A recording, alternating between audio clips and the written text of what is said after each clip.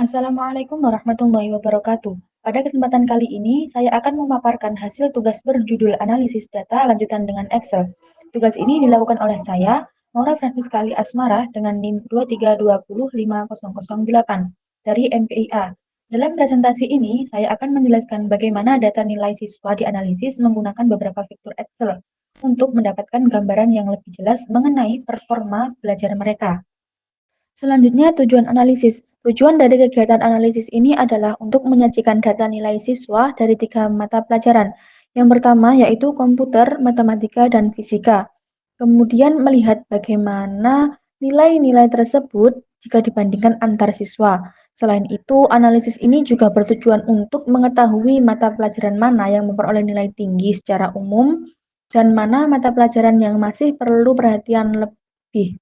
Dengan begitu, kita bisa memahami perkembangan belajar siswa secara lebih menyeluruh. Selanjutnya, penjelasan data nilai. Pada tabel utama terdapat daftar siswa lengkap dengan nilai sikap. Setiap siswa memiliki nilai yang berbeda, sehingga dari data inilah kita dapat mengelompokkan pencapaian mereka apakah termasuk kategori nilai tinggi, cukup, atau rendah. Dengan menyajikan data dalam tabel seperti ini, kita dapat mudah melakukan proses analisis selanjutnya.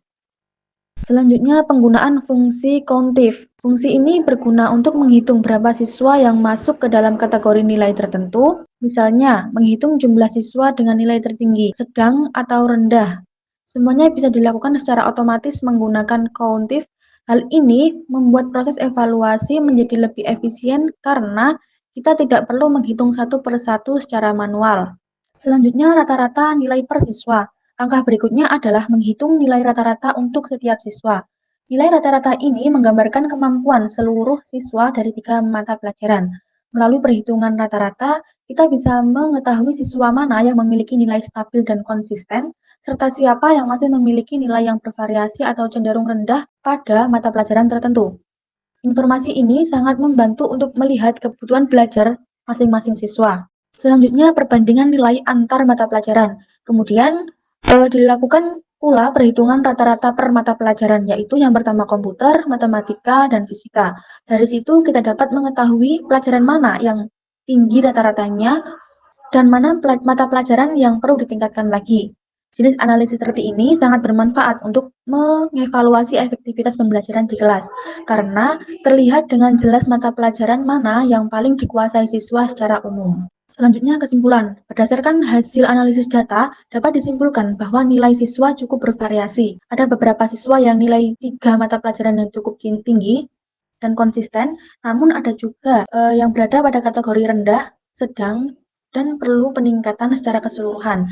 Analisis ini membantu mengetahui persebaran kemampuan siswa secara lebih. Selanjutnya, saran. Saran dari saya adalah agar siswa yang nilai beberapa mata pelajaran masih rendah dapat lebih memfokuskan diri untuk meningkatkan pemahaman pada pelajaran tersebut.